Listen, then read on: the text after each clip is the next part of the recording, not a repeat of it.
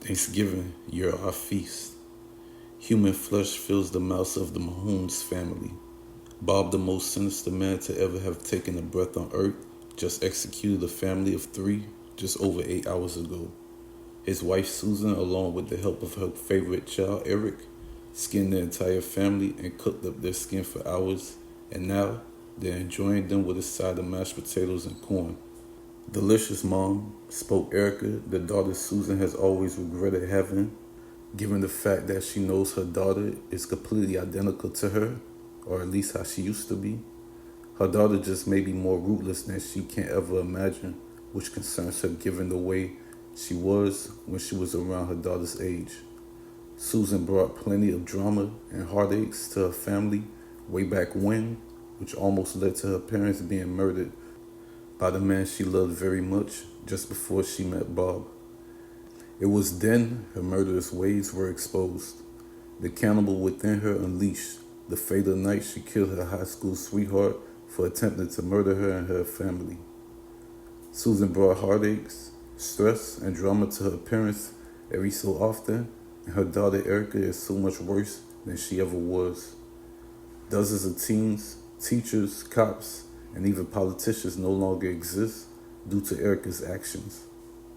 She's a troublemaker who's pure evil that follows her every direction she goes, and one day, Susan is fearful it'll lead to all of their demises. She didn't respond to her daughter's words. Instead, she shrugged her shoulders, almost not even acknowledging her daughter's words. Erica senses the tension between her and her mother. She has no clue why no matter what she does, her mother just refuses to get closer to her. "The food is good, my child," Bob shouted to the very top of his lungs. "You know Thanksgiving's coming up, and I don't expect anything less than a buffet of people to eat." They all chuckled, even though Bob's being brutally honest. Eric continued eating, not speaking a word. Mentally, he's just not all there, which is why he's never a part of any of their conversations. That bothers Bob the utmost. He wants his son taking action similar to how his very own daughter takes action. However, his wife keeps babying him. Bob examined his son, who failed to use his spoon to eat. Instead, he used his hands. "It's good, isn't it?" Bob asked, causing his son to agree. "Eric, you're growing older, boy, and it's about time for you to become a man." Erica blurted out aloud, "Are you going to get him a stripper?" She laughed. Bob smirked. However, Susan wasn't amused by her daughter's words. A slick comment such as that one that's caused a rift in their relationship. "Oh no, you're not getting no stripper for my baby boy," Susan shouted. Bob shook his head. "Honey, of course not. I wouldn't dare subject any self-respecting whore to subject themselves to your baby boy, Eric. Hell, he'll eat her before he were to ever try to screw her." Erica laughed. "What a crying shame," she chimed in. Susan shook her head in disgust. "Now you listen up, and you listen good, my baby boy. Eric is not about to mess around with no tramp," she exclaimed. Bob agreed. "Honey dearest, rest assured, I would never force no poor innocent girl to deal with our baby boy," Bob clarified. "But the time has come for him to man up. Erica and I have done enough for this family over the years, and now it's time for Eric to man up. This Thanksgiving, our chef of a monstrous boy becomes an evil murdering psychopath." Susan rolled her eyes, but before she could dare speak a word, Bob continued. "No boy of mine is going to be a punk his whole life," he made known. "So Eric, this Thanksgiving is your time to shine." Erica applauded her father as she usually does, while being overwhelmed with glee Eric, I have just the right two people for you to start with. Erica chimed in. Dad, I invited over a couple of my friends from school. I invited them over for Thanksgiving Eve, is what I told them. But really, I invited them over to be our Thanksgiving Day feast. Bob snickered. Sweet daughter of mine, you are by far my favorite, he stated. Time traveled by, and in no time, James and Jasmine arrived over to the Mahomes home with weed and plenty of alcohol. Erica greeted them and invited them into her home as her parents sat in the living room watching television. Eric was nowhere to be found as Erica bypassed her parents and made her way upstairs to her bedroom. Crackling sounds sounded off as Erica, James, and Jasmine reached upstairs as their feet stumped on the wooden floor. There stood a huge figure in the center of the hallway, frightening both James and Jasmine. What the hell is that? James shouted, causing Erica to laugh loudly. That's just my big, stupid, dumb brother, she insisted, while walking right past him to make her way into her bedroom. Eric didn't budge an inch. He didn't flinch. Instead, he just stood there in the center of the hallway, gazing at Jasmine, which made her uncomfortable. Both James and Jasmine were hesitant to maneuver around Eric as Erica insisted that he was harmless. Come on, guys. Don't pay him any mind, she says. Jasmine followed behind James, who served as her shield, protecting her from the big, gigantic, creepy-looking guy gawking right at her. She shoved James in the back to force him to scurry past Eric. They immediately rushed into Erica's bedroom, where Jasmine slammed the door closed. Creepy. I'm sorry, Erica, but your brother is creepy, says Jasmine right before Erica uncorked a bottle of liquor that was just seated on her dresser. He is, isn't he? She replied before swallowing a mouthful of liquor straight from out of the bottle that she then handed over to Jasmine. Jasmine, not known to be a heavy drinker, could feel the peer pressure coming from Erica, who began hyping her up, causing her to nearly swallow the remaining bottle of liquor whole. James' eyes widened as he began having devious thoughts, as just how wild and crazy this night will eventually become. Little before you knew it, 8 bottles of liquor were empty and James could barely stand upright. As Erica observed both James and Jasmine, barely any liquor has even touched Erica's tongue, let alone ran down into her system. Therefore, she is far from drunk. I can't say the same for Jasmine, who's struggling to hold herself together as she's checking bottle after bottle for more alcohol. Where's your bathroom? Asked Jasmine, struggling to stay upright. Erica glared at her sinisterly while thinking unimaginable thoughts. It's down the hall, 3 doors to the left, she replied while chuckling. Jasmine couldn't understand what was so funny, but that didn't stop her from exiting from out of the bedroom to make her way to the restroom. She remembered exactly what Erica told her. It's 3 doors down to the left, and that's exactly where Jasmine ended up. She knocked on the door before she gingerly opened it up.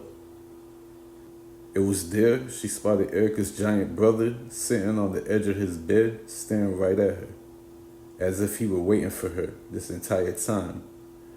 Jasmine's eyes widened as her heart raced. She tried to back away. However, there just behind her stood Erica, signaling to her brother. What are you waiting for? Attack her, you big doofus, she shouted. Eric wasted no time rushing over to Jasmine with a butcher knife in hand. He injected the knife into Jasmine's stomach several dozen times in a matter of seconds. Jasmine's dead corpse fell down to the floor as Erica ordered her brother to her room to get rid of the other person. In Erica's room, lying on his back, staring at the ceiling, was James, who began hearing thunderous thuds making its way towards the room which he currently resides. The door swung open, and there stood Erica's beastly-looking brother with a bloody butcher knife in hand. Erica chuckled as she stood behind her brother. "Finish him," she insisted, urging her brother to annihilate James, who bawled out for mercy.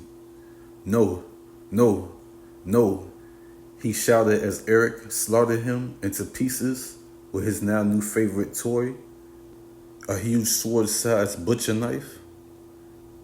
"Parents, dinner is served," shouted Erica loudly as she laughed nonstop.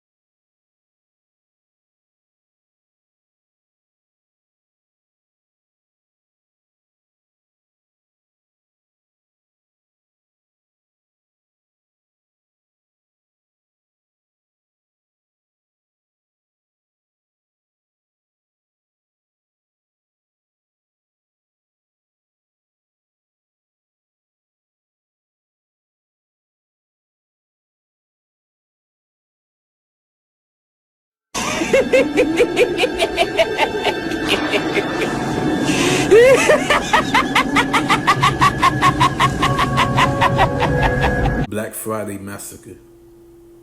It all started at 6 p.m. when my douchebag of a friend, Philip, decided that he wanted the new PS5, and it by far was terrible timing. See, Black Friday was only hours away from beginning, and I was in no mood to deal with any chaotic lines, or more importantly, any chaotic people. The game's been out for at least 2 weeks now, and I had already purchased my system, but silly Philip decided not to get one for himself, even though he's just as much of a gamer as I am. Fast forward till today, I'm deep in the dark PS5 gaming society, where all gamers make over $5,000 a week, beta testing PS5 video games. Philip wants in on that action, and with less than 5 slots left for gamers to enter into the beta tester society, Philip knows he doesn't have much time to join. "Chris, bro, let's go," says Philip, urging me to join him and going to get his new PS5. I shook my head as I stood up from my gaming seat. "Philip, the system's been sold out damn near everywhere for nearly a week," I said. "Honestly, I just don't care to go anywhere at this time. I'm on level 9 of the warfare, and I'm nearing the end of the video game. I've been glued to my chair for hours, eating chips, pizza, and drinking a 2-liter soda." Philip watched me with urgency. "Come on, bro. I can use that money," he said. I huffed. I'm agitated, but I know Philip needs the money.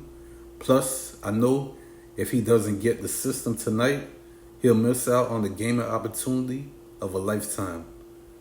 We headed out and made our way to store after store after store. Absolutely no luck headed in Philip's direction, as each and every store was sold out of the new PS5.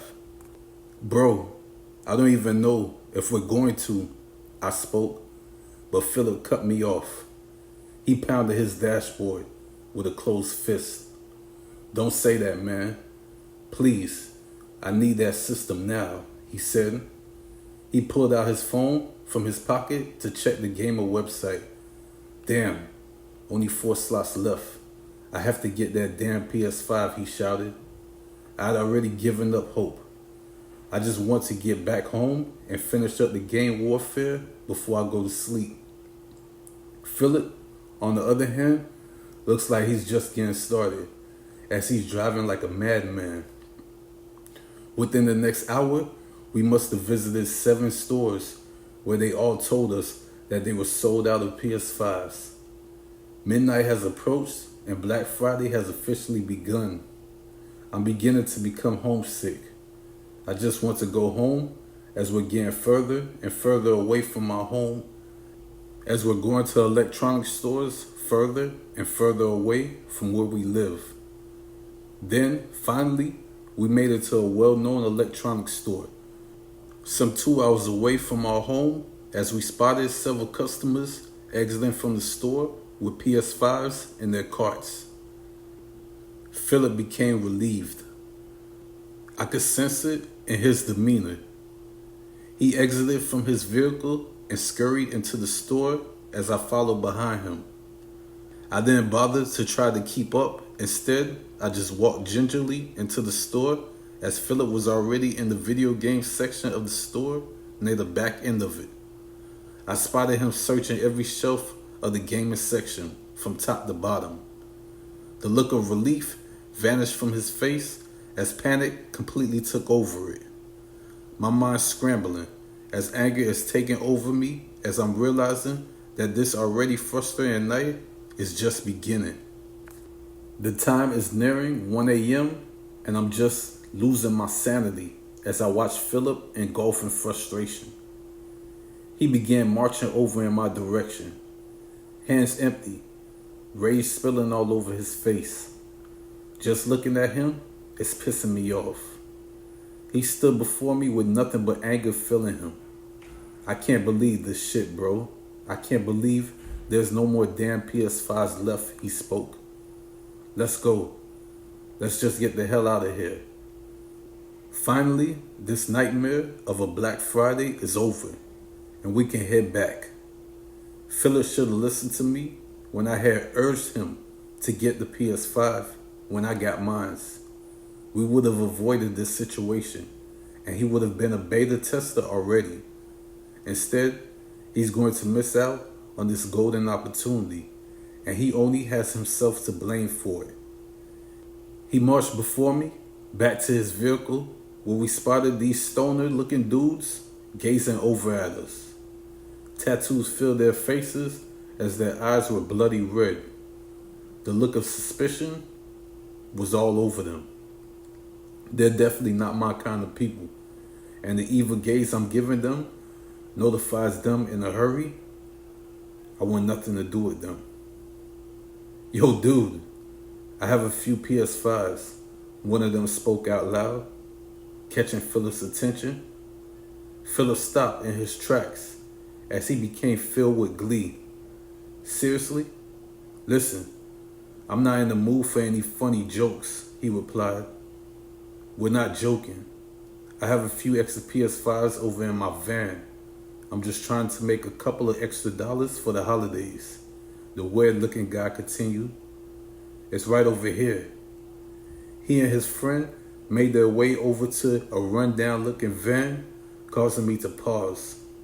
However, Philip continued following them. They opened up the back door of the van, which wasn't facing us because they were backed into the parking space.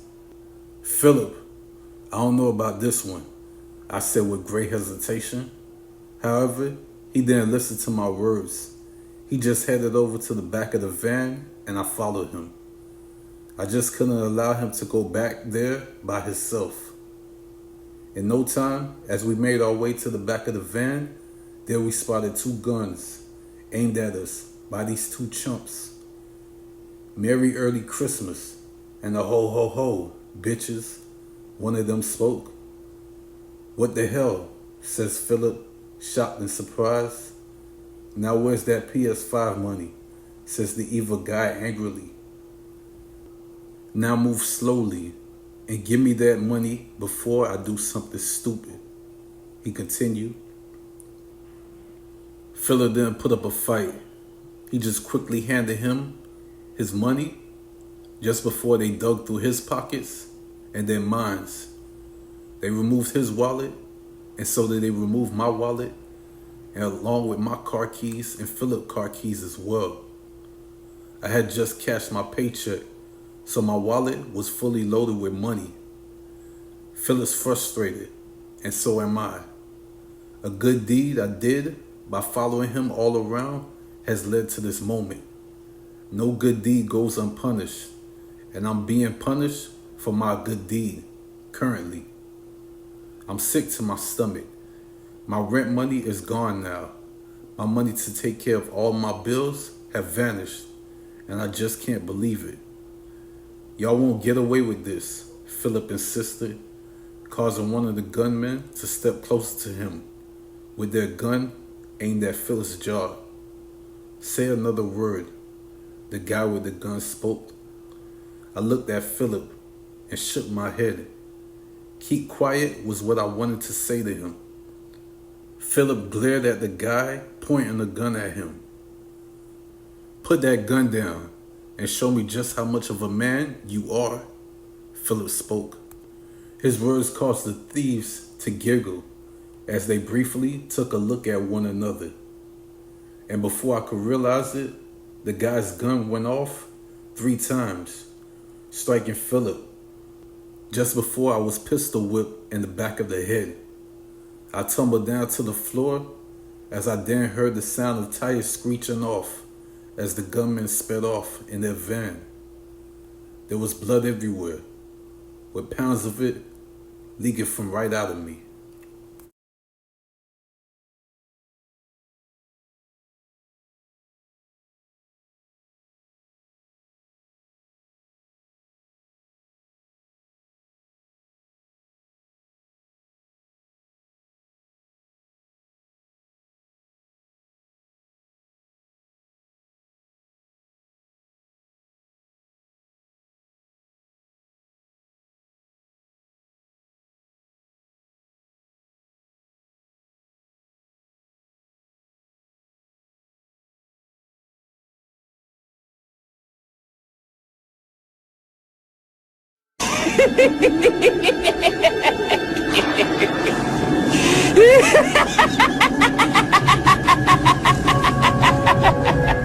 Ho ho ho, no Merry Christmas, shouts a fat guy with a large beard who just slid down our chimney with a shotgun in hand. It's Christmas Eve, and the happy family left cookies and milk out for so-called jolly old Saint Nick, who isn't jolly at all. He's more eviler than the Grinch who stole Christmas. Time and time again, his evil matches Satan, and on this Christmas Eve marks the first of many that everyone in the city of Grulsburg realizes that there's nothing jolly about Santa Claus. The story of Santa Claus being evil began on Christmas Eve of the year 2020. Already facing hell, the entire city of Grulsburg has been ready for this brutal year to come to an end, but first, they hope that Christmas brings them all joy like it usually does. The clock struck 12 and a happy family is all hogtied before their fireplace as Santa Claus is loading up his large sack with their Christmas gifts. The stench of alcohol spills from off of his breath. His eyes are bloodshot red.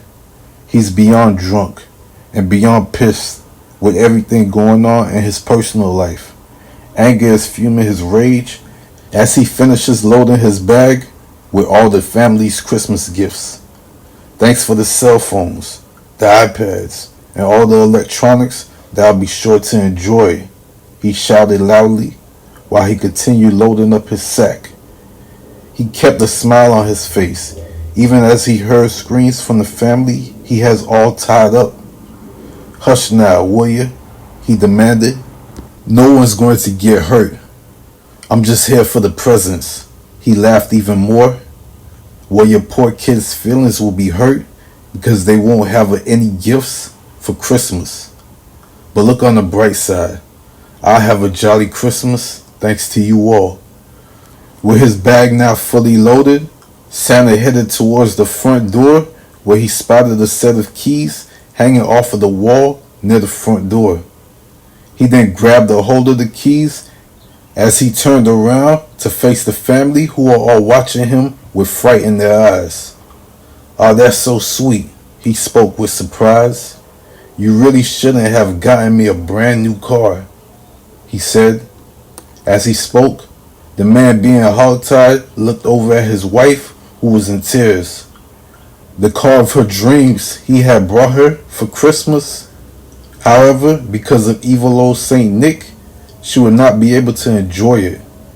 She wept in sorrow, knowing that the man of her dreams brought her the car of her dreams. But unfortunately for her, she would not be able to enjoy it. Suddenly, the sound of the front door slamming shut sounded off throughout the house, followed by the sound of her brand new car cranking up. "Ho, ho, ho," said evil old Saint Nick. "Merry Christmas to me," he shouted as he sped away. But the night was only beginning for evil old Saint Nick, as he burglarized several other families who all lived in the rich areas. One after the other, he invaded home after home with a gun in hand and an empty sack in the other. After each home he burglarized, the sack was stuffed with electronics, jewelry, and toys. By the time the sun took over the sky, evil old Saint Nick ended up stealing more than $500,000 worth of toys, jewelry, and electronics. He turned Christmas upside down and made it a living hell for dozens of people. The cops were in disbelief that Christmas morning, and so were everyone else in town. No one could believe that anyone would dare dress up as Santa Claus and rob people. What was already an horrendous year to begin with ended up ending even worse for those families that evil old Saint Nick robbed. Fast forward a year, and the entire city of Gruelsburg was on full alert about evil old Saint Nick, who was talked about ever since his brazen robberies last Christmas. Gun sales have gone up within the past year, as everyone is fully aware that evil old Saint Nick may strike again. Police presence have beefed up so much so that they believe only a fool would dare attempt any robberies anywhere on this Christmas night. The clock has just struck midnight and no phone calls have been made to the police department, which is a sense of relief to all the officers currently on duty. But all the while, officers weren't receiving any distress calls from any 911 operators. Evil old Saint Nick had invaded the Gruelsburg Police Department, where he entered carrying an assault rifle with a 100-round drum. Death is in his eyes as he aims his gun at the young female officer who's just trembling. She's in fear for her life. She's shocked as evil old Saint Nick orders her and the other officers to toss their guns onto the floor, or else he'll unload his gun. They obey his order. "Now handcuff yourselves to your desks," he demanded, which they all complied. "Tell your fellow officers I'll be back next year, and the year after that, on Christmas Day, doing what I do best, and that's stealing Christmas away from everyone." He spoke with a calmness that no one understood. He just disarmed a dozen officers, and he's as calm as the coolest person on earth. The officer that he had held up, he ordered her to load up his sack with the other officers' guns that were scattered all over the floor. Once she finished, he made her bring the bag to him. Once she stood before him, he ended up pistol whipping her, knocking her out cold. "The only gifts I ever truly cared for were these," he spoke. "Now if you all want war, I'll give you the war that you asked for." He grabbed a hold of the bag as he laughed nonstop. "Christmas is by far my favorite holiday," he said just before he began firing his gun at the officers, striking several of them fatally. He couldn't help but laugh as he emptied the clip. "Merry Christmas and a ho ho ho hellish New Year."